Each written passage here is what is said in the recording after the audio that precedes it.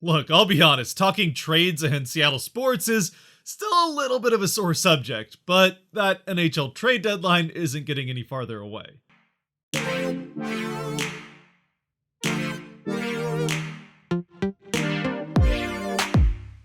What's cracking, everybody, and welcome to the first trade deadline in Seattle Kraken history. Or at least the first one where they actually have a team. Now, with the deadline coming up on the 21st, there's no more time to waste, so let's jump right into it, where, first things first, are the Kraken going to be buyers or sellers? Well, yeah, they're definitely going to be sellers. Now, I'm not going to just throw a bunch of mock trades at you because, well, let's just be honest, if I threw any mock trades out there, the only thing I can guarantee about them is that they would all be wrong. So instead, I'm just going to give you 5 players I think the Kraken are most likely to move at or around the deadline, and the places I think they're most likely to end up. But before we get to that, I think it's also fair to mention there are some guys I think it's pretty unlikely the Kraken end up moving that are core pieces of this team moving forward. And again, we'll just stick with the number 5 because what the heck, it's a nice even number. Well, actually 5's an odd number, but you know what I mean. And we'll start with the 2 guys that have almost no chance of leaving Seattle, the first of which is Brandon Tanev. Now that might seem like a pretty obvious one considering he is out for the season with an ACL injury, so there aren't going to be very many teams interested in trading for him to make a playoff run that he couldn't be a part of anyway. But with him being a fan favorite coming into the season and with not everybody being intimately familiar with how trade deadlines work, I just wanted to point out the fact that with his injury, there's no way he ends up leaving. The second guy might be pretty obvious as well, but may not have been quite as obvious a month ago, that being Jared McCann, who does recently sign that deal for 5 years at $5 million per year, which does make it much less likely that he ends up leaving Seattle. And while Francis has said that McCann has drawn interest from around the league, with Francis getting some calls on him, Francis has also said there are a handful of players that Seattle's not going to move without being very heavily convinced to do so, with trades that would be pretty obviously lopsided in Seattle's favor. And also considering he followed that up by saying that the Kraken want to hang on to guys that want to be in Seattle, which McCann has said he does, then yeah, there's pretty much no chance McCann ends up leaving. The third Kraken player who I also see as being safe at the deadline would be Yanni Gourde, who I also think is a pretty core piece of this team going forward, and I think the team sees him as much. Plus, he still has 3 years left on his contract that's going to pay him a little over $5 million per year. And for you newer fans, again, the trade deadline is a place where teams are usually more drawn towards guys that either have maybe 1 year left on their contract or more often guys with expiring contracts at the end of the current season, with teams mostly just looking to pick up those rental players for the rest of this season that will end up leaving them in free agency, just trying to get that deep playoff run, but also not cause themselves more cap issues going forward into the future. A guy who is on an expiring contract, but I also would see as being a safe player at the trade deadline, would be Morgan Geekie. Now, for Geekie, he's shown flashes throughout this season, and especially in the preseason, of having that scoring upside that a lot of us fans have been excited about, but he just hasn't really shown it consistently enough over the course of this season to draw a high enough price to convince the Kraken to move him, where again, at the age of 23, and with some potential future scoring upside, he just has more value to the Kraken right now than he would any potential trade partner. Again, with the trade deadline being a lot more for other teams what the player that they trade for could do for them now and in the playoffs than what he can do for them in the future. So it's not that other teams wouldn't also see the value in Geekie's potential future that the Kraken do, it's just that that's not really what they're looking for at this point in time. Now, in the offseason, that might be a different thing, but again, I think Geekie is unlikely to move from Seattle. And finally, the 5th guy that I see as being safe here at the trade deadline, from the defensive end, where I do think a couple of Kraken defensemen do end up moving, one guy that I do think is safe here would be Vince Dunn. Now, Dunn is just 25 and has only 1 year left on his contract that earns him $4 million per year. Plus, he is a contributing player, even with his occasional defensive gaffes at this point in the season, and could be a valuable add to any team looking to make the playoffs and make a deep run in them.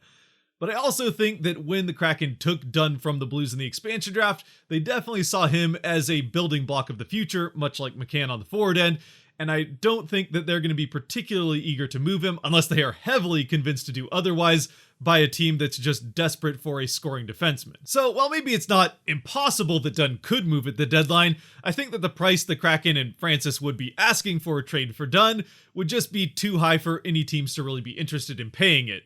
Much as we saw was the case reportedly around the expansion draft where Francis set his price and wasn't willing to move from it. So yeah, I think this is a case where we might see the same thing here. Outside of these 5, I do think there are also a handful of other players that are probably pretty unlikely to get moved by the Kraken at the deadline, but I'll go over a few of the other players at the end of the video after we talk about some players that I do think are pretty likely, if not probable, to be moved by the Kraken here in the next week. And we might as well start with the most obvious of which, and the guy that has had the most talk surrounding him, that being the captain, Mark Giordano. The captain always goes down with the ship. Bad jokes aside, yes, it is true that at this point, the captain in Mark Giordano is very likely to end up out of Seattle. In fact, he's the one player that I would say is probable to end up on another team for the rest of the season, especially with Ron Francis in his press conference about a week ago saying that Gio is the one player that he's already talked to about a potential trade out of Seattle and whether or not he'd be open to it. Of course, with Gio's seniority in the league and him being a veteran player that draws a lot of respect, Francis did want to go to Gio ahead of time and make sure that that's what Gio wanted, and although he doesn't have a no trade clause, I think it's safe to say that he would probably have some kind of say in where he would end up getting traded to. As for where that could end up being, well, Florida is maybe the most likely place, and one that we've certainly heard come up in conversation a fair number of times here in the last couple of weeks as a potential destination for Gio. It's a team that has no problem scoring goals, but could probably use some help defensively, especially from a veteran defenseman like Gio. Plus, with the Panthers having for the second year in a row the best season in franchise history, and still having had an issue of getting past the first round of the playoffs, this is definitely a year where they're probably looking to go all in and make a deep run in the playoffs, certainly trying to get past the first round. Speaking of which, another team who's had an issue getting through the first round of the playoffs that also might be a very likely destination for Gio, in fact I'd say they're probably the second most likely destination at this point, would be the Toronto Maple Leafs. Toronto, again, another team that has no trouble scoring goals, but especially with their goaltending issues of late, has had some trouble letting them in, and has also had plenty of issues on the defensive end, where they could definitely use a veteran defenseman that could help shore things up on the blue line for them. Plus, their GM in Dubas, who's a known friend of Ron Francis, has made it pretty clear that while he thinks the team is good in goal and on the forward end, they are still looking to make at least one addition on the defensive end before the trade deadline is up. And with the very real possibility that these two teams could end up facing each other in the first round, then with one of them guaranteed to go home earlier than they would like to, there's always a chance that a little bit of a bidding war could end up happening here for Gio. And the third potential landing spot that I could see for Gio would be a return home to the Calgary Flames. Now this one I don't necessarily see as quite as likely as one of those other destinations that have a little bit more of a need for defense, and for the Flames, who seem to have caught lightning in a bottle, they might not be quite as interested in messing with the chemistry that they've managed to find, but if they are going to make a move, adding their old captain would certainly be a fun story and something that could add a little bit more energy to that locker room here in the home stretch. And of course, playoffs. As for what the Kraken could get in return for Gio from any of those teams, we'll go a little bit over what teams have to offer the Kraken here in a second, but with Gio likely to be the biggest piece Seattle's probably going to end up moving, I think it's safe to say they'll probably be looking for at least a first round pick, if not a second and a couple of prospects or something like that. Sticking on the defensive end, another player that I think is relatively likely to get moved at the trade deadline would be Carson Soucy. Again, Florida and Toronto I think are pretty likely destinations, but I didn't want to be boring and just name the same teams every time. So, while I still do think Toronto is a likely enough trade partner for the Kraken that I'll keep them here, a couple of other teams I could see trading for Soucy would be Colorado and potentially Edmonton, though the Oilers are not particularly known for making mid-season additions via trade. Still, though, they could use help on the defensive end, and with McDavid and Draisaitl continuing to get more frustrated at how that team performs in the playoffs and whether or not they even make it to the playoffs, it's something the Oilers might be a little bit more eager to get moving on. Now, the only thing that makes Soucy a little bit less likely to get moved than Gio is the fact that he does still have 1 year left on his contract that pays him just under $3 million per year. Now, 1 year left on a contract isn't nearly as prohibitive as, say, 3 or 4 years left on it at the trade deadline, but it does make it a little bit less enticing for a team that's looking for a rental that they can just let go in free agency, especially some of these teams that we're talking about who have cap issues coming up here in the offseason. Though, again, as far as cap is concerned, $2.75 million for 1 year for a depth defenseman that can play in the top 4 from time to time isn't all that bad of a deal either. And the last of the 5 guys I think most likely to move here at the deadline from the defensive end for the Kraken would be Adam Larsson. Now, for Larsson, I think it's more just possible that he ends up moving rather than likely, And that's in large part due to the fact that he still has another 3 years left on his contract that earns him $4 million per year after this season ends. And with a lot of the potential trade partners for the Kraken, especially the ones looking for defensemen, having cap issues going forward, I think it would be a little bit trickier for the Kraken to move Larsson to one of those places. Or maybe more, it would be trickier for them to fit him into their cap situation going forward. One team, though, that could get thrown into that mix for Larsson in particular would be the Pittsburgh Penguins, who, although they do have cap issues for this season, so there might have to be some salary retention on the rest of this year's deal for Larsson, they do have a number of big contracts coming off the books this offseason, like Evgeny Malkin, Rust, and even Letang. So if they wanted to keep Larsson on, they would have ways to make that work going into the future a little bit easier than some of these other teams. Besides, with every year that the championship window stays open for the Pens in this Crosby era, seeming like it's on borrowed time at this point, and especially if some of those names we just mentioned don't come back to them after this offseason, then it might be in their best interest to once again go for it this year and make at least a couple of moves here at the trade deadline, and Larsson could be a good fit. On the forward end, the guy most likely to end up leaving the Kraken, if not being probable to do so, unfortunately, would be your boy Calle Jarnkrok, who, in spite of having a perfect name for the Kraken in the city of Seattle with his last name translating to Iron Hook, plus all the fun that we've had with how Marchand announced his selection at the expansion draft, yeah, again, unfortunately, it's more likely than not that he ends up playing for another team here in the next week. As for who that ends up being, I think maybe the most likely place he ends up is probably DC, largely because we've even heard Friedman mention DC as a landing spot for Jarnkrok on 32 Thoughts, which, when a guy like that says something like that, it's something you listen to. Though with Jarnkrok's contract expiring at the end of this season and only being worth $2 million to start with, which a team wouldn't even have to pay that much of if they acquired him at this point in the season, plus he is a solid depth forward with a veteran presence, he could end up in any number of places. Another very likely destination that I could see as a possibility for him would be the Minnesota Wild, who, although with how things have been going for them lately, are suddenly threatening to not even make the playoffs, this season for the Wild is pretty much an all-in one regardless of how things are going, considering the dead cap issues that they're going to be having starting this offseason. And certainly another possibility, and one that I think would actually be a good fit for Jarnkrok as well, would be the St. Louis Blues, or even potentially a return home to Nashville, with them surprisingly looking like they're headed to the playoffs as well, and as always, could use forward help. Another guy on the forward end that I also think is very possible to end up moving here at the trade deadline,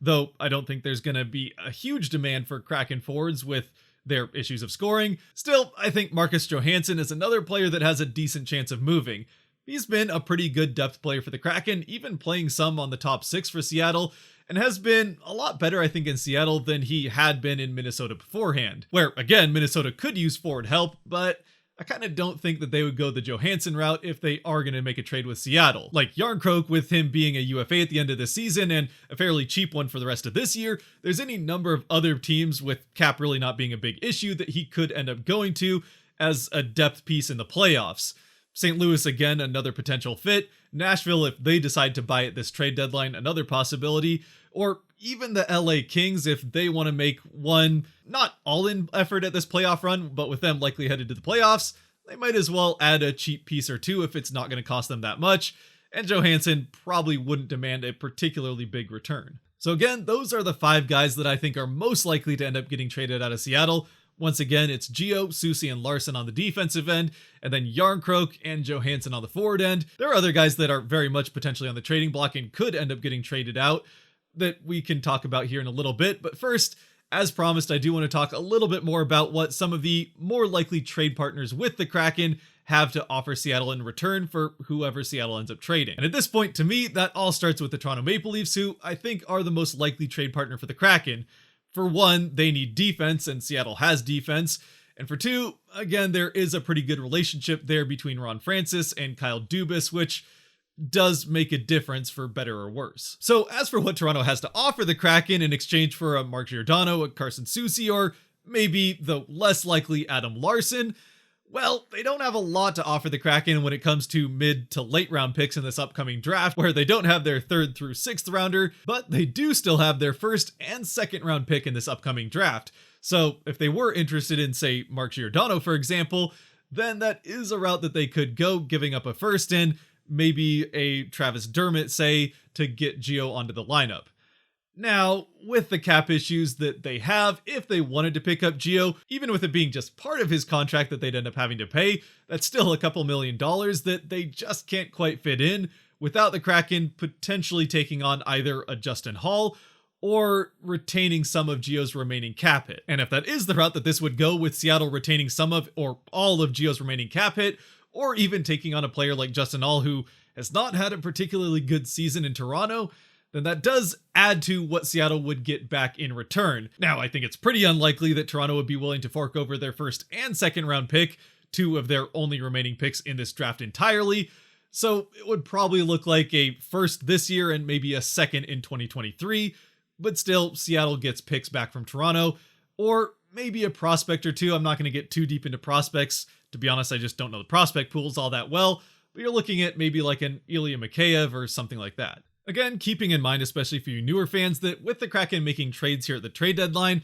what they're really looking for is draft picks or prospects trying to build for the future and not adding guys that are going to help them win more this year, especially considering with them pretty much guaranteed to not go to the playoffs, winning is actually counterproductive the rest of this season. And especially when it comes to talking about trading for draft picks, that's where, if a trade war did start between the Leafs and Panthers in particular over, say, Mark Giordano, things could get pretty interesting where, although the Leafs have a first and second round pick this season and pretty much nothing else, the Florida Panthers have pretty much exactly the opposite, where they don't have their first or second rounder, but do have a lot of later round picks. That having been said, if Gio's the prize in return, I think the Kraken are going to want some higher round picks, and with a higher round pick being worth more the sooner it comes, although Florida could pay 2023 picks, they might have to pay a little bit more if they're going to go a year out with the return for Gio, especially if Toronto is driving up the price in some kind of bidding war. That having been said, it does sound like this year's trade deadline, unfortunately for the Kraken, is a little bit more of a buyer's market than a seller's market, so we could end up seeing a situation where Seattle, although they are flush with defensemen, and that does have a little bit more value here at the trade deadline than forwards per se, it could be a situation where Seattle doesn't quite get in return what we necessarily would expect or hope for. Colorado's another team that we mentioned potentially having interest in some Kraken players, though they are a lot more solid on defense, so they might not be quite as desperate to add here at the trade deadline. That having been said, they have had issues getting past the second round, and I'd say they're pretty much all in on this season, so who knows what they could do. Plus, we've already seen them trade with Seattle once, so we know that relationship is there. They too, though, are in a very similar situation to the Panthers, where they don't have their first or second round pick in this upcoming draft, so again, it might be more of a prospect or paying more down the road than paying picks this season. Meanwhile, a couple of other teams that we also mentioned as potential trade partners with the Kraken on this trade deadline, in particular for Calle Jarnkrok, who's pretty likely to end up moving, were the Minnesota Wild and DC Capitals, both of whom, unlike Florida and Colorado, have all of their picks for the Kraken to work with, so that's a little bit more freeing when it comes to negotiating what the Kraken want to get. And again, in the case of the Wild in particular, though, even the Capitals with Ovechkin not getting any younger, these are, again, both teams looking to really go all in on this season and take advantage of what could be their best chance at a deep run in the playoffs. And with the Wild, they're actually the one team of all the ones that we talked about that don't have a, at least immediately pressing issue with cap space, where, at least for this season, they do still have a little bit over $2 million left that they can work with here at the trade deadline. Now, $2 million doesn't go a hugely long ways when you're trying to go all in on a season before the playoffs, but it at least gives them a little bit more flexibility to not force a team like Seattle to retain salary and give them even more in return. However, again, with the rest of the teams that we talked about, if particularly a Gio or Larson is the player they want to trade for, retaining salary is something Seattle's very well set up to do, and I would even expect them to do it. In fact, if and when Gio does end up getting traded, I wouldn't be at all surprised to see Seattle just retain the rest of his contract in exchange for getting a little bit more back. The Kraken do still have $7 million left in cap space this season, even outside of what they could get back for trading players away. And that's another thing Ron Francis did talk about here at the trade deadline, where even outside of trading Kraken players away to other teams, they could also trade for bad contracts from other teams, or at least expiring bad contracts, so those teams can make space in order to trade with other teams across the league. So the Kraken could still end up picking up other draft picks or prospects in trades like that, just weaponizing their cap space and not even trading their own players away. But I'd also love to hear what you guys think the Kraken should or will do here at the trade deadline. Maybe throw out some mock trades of your own if you're into that kind of thing, and I'll let you know what I think of them down in the comments section. And of course, before we close things out, let's go over some of the other players on the Kraken roster that I haven't already mentioned, and what I think the likelihood is that they could also end up being traded, with Ron Francis saying that they are listening to anybody. There are just some guys that are more likely than others, or maybe more expensive than others, to end up getting traded out. So in no particular order, starting on the forward end, with Jordan Eberle, this is a guy that I don't think is particularly likely to end up getting moved on from. I'm sure there'll be plenty of interest around the league in potentially getting him from the Kraken, but I think he's a guy that Seattle looks at as a core part of this team, at least for the next couple of years, the 2 left on his contract. So I would imagine Francis putting a price on him that other teams just aren't quite willing to bite on. Especially, again, considering that he doesn't have a cheap contract worth $5 million per year. He's absolutely worth it, but again, at the trade deadline, that would be hard to fit in, especially with still 2 years left on that deal. Jaden Schwartz is another player I think is pretty unlikely to move. He is a veteran player, so even though he had an injury for a large portion of this season and hasn't been able to show quite as much of what he has to offer at this point, teams still have a good idea of what they get from him. That having been said, again, this is a not particularly cheap player at the trade deadline, and with 4 years left on his contract, not one that would be very likely as a trade deadline pickup. If a team wanted to trade for him, it's much more likely he's an off-season trade. Also unlikely to move would be Alexander Wennberg, though with him, I think it's a lot more to do with the fact that he still has 3 years left on his contract that Seattle signed him to in the offseason. And while if it was an expiring contract, there might be some interest, he also didn't have a particularly great start to the season. So yeah, I just don't really see him moving. With Donskoy, I could see a possibility that he gets traded, though again, with him going on IR recently, I don't know that it's terribly likely considering he wouldn't be able to join a team right away after they acquire him. Plus, for the Kraken, with him at least statistically not having a terribly great season, regardless of what else he's provided to the team and how much those statistics are lower than what his production has actually been, the Kraken would be selling low, and I'm just not sure that's in their best interest. One guy that I do think has a pretty good likelihood of getting traded, if the Kraken can find a buyer for him, would be Riley Sheahan. Of course, the big thing here and why I just have him as a possible trade for the Kraken is that it might be hard for the Kraken to find a taker, with again this being more of a buyer's market than a seller's market, and not too many teams desperate to add a 4th line forward for even a late round pick. Still though, for the Kraken, who might not be terribly likely to sign him in the offseason where he is set to be a UFA, they might be willing to bite on a late round pick for Sheahan just to get something for him rather than losing him for free in the offseason. A couple of other UFAs that might have more value than Sheahan that I could also see as possibilities to get traded by the Kraken would be Mason Appleton and Ryan Donato. Now, again, both of these guys I think the Kraken would probably be selling low on, or lower than what the value to the Kraken is. With Appleton, he just hasn't quite had the season I think a lot of people are expecting him to have in Seattle, so it's a very similar situation to Donskoy, where you're just selling low on a player that could offer more going into the future. Plus, he has been a part of the best line the Kraken have going with Blackwell and Gord. So again, I kind of hope the Kraken don't move on from Appleton. With Donato, while he has had a great season for the Kraken and revived his career to a certain extent here in Seattle, I don't know that there are too many playoff-bound teams that are looking to Donato to add him as a piece of their depth going forward, especially considering while he has been good for Seattle, he has a bit of a reputation of a player that is only really able to contribute at the pace he has for the Kraken when he's in a top 6 role, which he just isn't really going to get with a lot of playoff teams this year. So long story short, I think Donato and Appleton are just worth more to the Kraken than they would be able to get via trade. And at least for me, the same is definitely also true of Colin Blackwell, who over the last few weeks has proven that he could very well be worth a decent price for a team to pay to pick him up as a depth forward going into the playoffs from Seattle. However, I think he's also proven in Seattle, especially again being a part of that Gord, Appleton, Blackwell line that has been the best one the Kraken have had going for the last month plus now, that he might just be worth more to the Kraken as a core piece of this team going forward than he would be trading away, even if it is for a third or second round pick. Though a second round pick might be asking a little bit much, so yeah, certainly more than a third round pick. Either way, I'd probably rather have Blackwell and keep that line together going into next season. Maybe you trade Appleton and put Tanev on that line once he's healthy, but still, they've had good chemistry and you might not want to break that up considering how rare that has been for Seattle this year. And real quick on the defensive end, Jamie Alexiak, unlikely to get traded. Again, this has to do with how many years are left on the contract that Seattle signed him to. Still 4 years left there where he's getting paid $4.6 million per. So yeah, he's probably not going anywhere. Meanwhile, with Hayden Fleury, who is an RFA at the end of the season, I could see a possibility that he ends up getting traded. Though with him, I think the big issue is finding a taker, with most of the teams who are looking for defensemen probably looking for a little bit more of a sure thing of a contributor than Hayden Fleury is.